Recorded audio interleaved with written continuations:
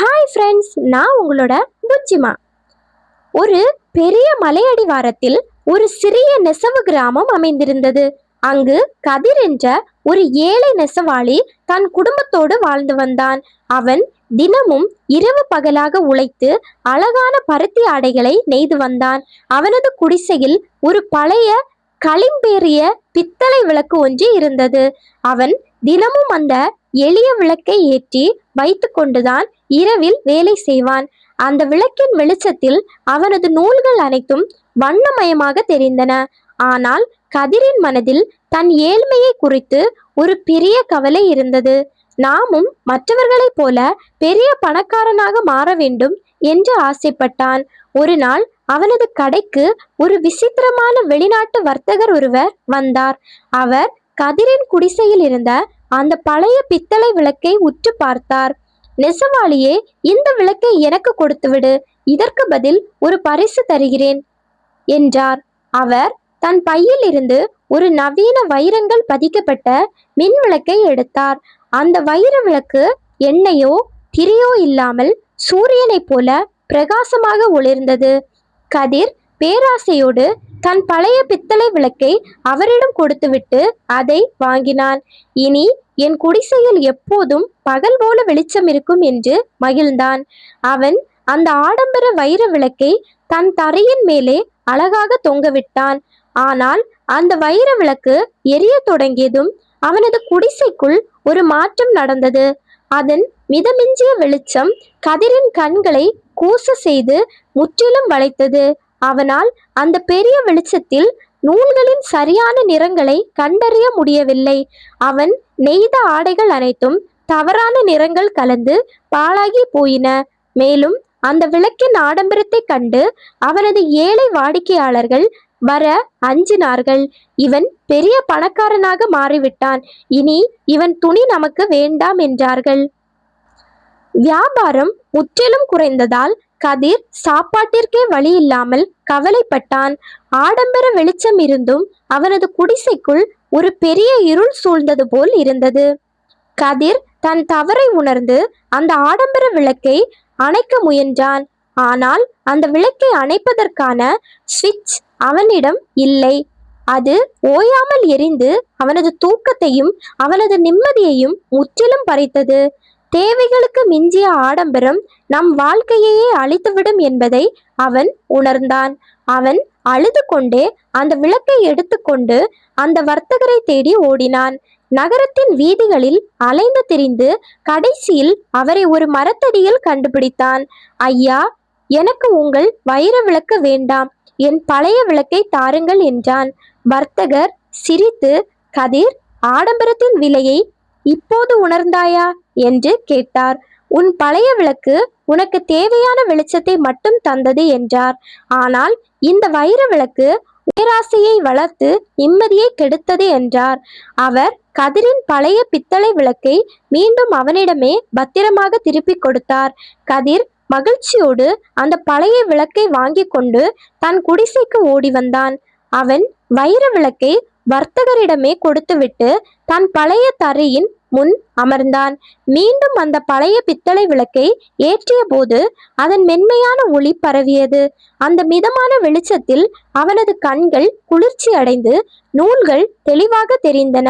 அவன் மீண்டும் தன் நெசவு வேலையை மிகவும் ஆசையோடும் பக்குவத்தோடும் தொடங்கினான்.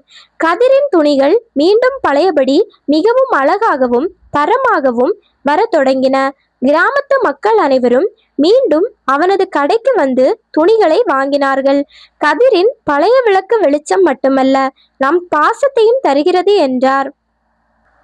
கதிர் தனக்கு கிடைத்த வருமானத்தில் பெரிய திருப்தியோடு நிம்மதியாக வாழ்ந்தான். அவன் தன் வாழ்நாளில் மீண்டும் எந்த ஒரு ஆடம்பர பொருட்களின் பின்னாடியும் ஓடவில்லை. தேவைகளுக்கு அதிகமாக சேர்க்கும் எதுவும் நமக்கு ஒரு பாரமாக மாறும் என்பதை உணர்ந்தான். அவனது இந்த எளிய வாழ்க்கை முறை அந்த கிராமத்து மக்கள் அனைவருக்கும் ஒரு பாடமானது. அவன் தன் பிள்ளைகளுக்கும் இந்த விளக்கு மாற்றிய உன்னத கதையை சொல்லி சொல்லி வளர்த்தான். ஒரு முறை அந்த நாட்டின் மன்னர் ஏழை நெசவாளர்களுக்கு ஒரு பெரிய போட்டி வைத்தார். யார் நாட்டின் மிகச்சிறந்த மென்மையான பருத்தி ஆடையை நெய்கிறார்களோ அவர்களுக்கு பரிசு என்றார். பல பணக்கார நெசவாளர்கள் நவீன விளக்குகளை வச்சு ஆடம்பரமாக ஆடைகளை நெய்தார்கள்.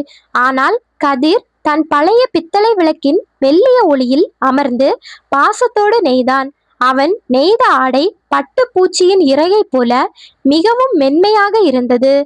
மன்னர் அனைத்து ஆடைகளையும் தொட்டு பார்த்துவிட்டு கதிரின் ஆடையே சிறந்தது என்றார். இந்த ஆடையில் நெசவாளியின் உழைப்பும் அவனது ஆன்மாவும் தெரிகிறது என்று பாராட்டினார். மன்னர் கதிருக்கு நிறைய பொற்காசுகளை பரிசாக வழங்கி அவனை கௌரவித்தார். கதிர் தனக்கு கிடைத்த பொற்காசுகளை கொண்டு கிராமத்தில் ஒரு பெரிய நெசவு கூடம் கட்டினான். அங்கு வரும் ஏழை நெசவாளர்களுக்கு இலவசமாக நூல்களையும் கருவிகளையும் தந்து உதவினான். அவன் அங்கும் ஒரு பெரிய ஆடம்பர விளக்குகளை வைக்காமல் எளிய விளக்குகளையே வைத்தான். நம் கண்ணை கெடுக்காத வெளிச்சமே நமக்கு எப்போதும் பாதுகாப்பானது என்று கூறினான். அவனது நெசவு கூடத்தில் இருந்து வந்த ஆடைகள் உலகெங்கிலும் உள்ள நாடுகளுக்கு ஏற்றுமதி ஆயின. கதிர் பெரிய செல்வந்தனாக மாறிய பிறகும் தன் பழைய சிறிய குடிசையையும் விளக்கையும் மறக்கவே இல்லை. அவன் தினமும் இரவு அந்த பழைய விளக்கின் முன்னமர்ந்து இறைவனுக்கு நன்றி செலுத்துவான். அவனது எளிமையும் உண்மையான உழைப்பும் அவனது வம்சத்தையே வாழ வைக்கும் ஒளியானது. மனிதர்கள் தங்களின் வாழ்க்கையில் எப்போதுமே அடுத்தவர்களின் ஆடம்பரத்தை பார்த்து ஏங்குகிறார்கள். நம்மிடம் இருக்கும் எளிய பொருட்களின் மதிப்பை உணராமல் குப்பையாக நினைக்கிறார்கள்.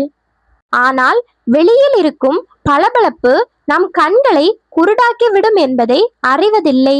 பழைய விளக்கு நமக்கு உணர்த்துவது இருப்பதை கொண்டு திருப்தியாக வாழ வேண்டும் என்பதை தான். கதிர் தன் வாழ்நாளின் இறுதி வரை ஒரு உன்னதமான எளிய மனிதனாகவே வாழ்ந்து மறைந்தான். அவனது நெசவு கூடம் இன்றும் அந்த கிராமத்து ஏழைகளுக்கு வாழ்வாதாரமாக விளங்குகிறது. அவன் பயன்படுத்திய அந்த பழைய பித்தளை விளக்கு இன்றும் அங்கு ஒளிர்கிறது.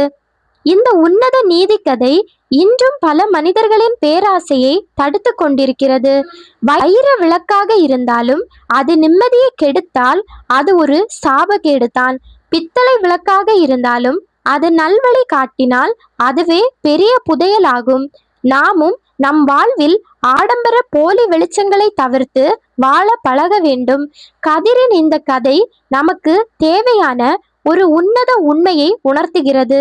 மனநிறைவு இருக்கும் இடத்தில் உண்மையான லட்சுமி சுவாட்சம் எப்பவும் நிலைத்திருக்கும். அவன் தன் வாழ்வை ஒரு முழுமையான அர்த்தமுள்ள பதிவாக மாற்றி வரலாற்றில் நிலைநாட்டினான். அவனது எளிய பித்தளை விளக்கு இன்றும் பலருக்கு நேர்வழியை காட்டி வழிகாட்டுகிறது. இந்த உன்னத காவியம் என்றும் அழியாத ஒரு வரலாற்று பதிவாக மக்கள் மத்தியில் நினைத்து நிற்கிறது. இந்த ஸ்டோரி உங்க எல்லாருக்கும் கண்டிப்பா பிடிச்சிருக்கும் அப்படின்னு நான் நம்புறேன். அப்படி உங்களுக்கு பிடிச்சிருந்துச்சு அப்படின்னா கண்டிப்பா சேனலை சப்ஸ்கிரைப் பண்ணி வச்சுக்கோங்க. உங்க ஃப்ரெண்ட்ஸ் ஃபேமிலி எல்லாருக்கும் மறக்காம ஷேர் பண்ணி விடுங்க.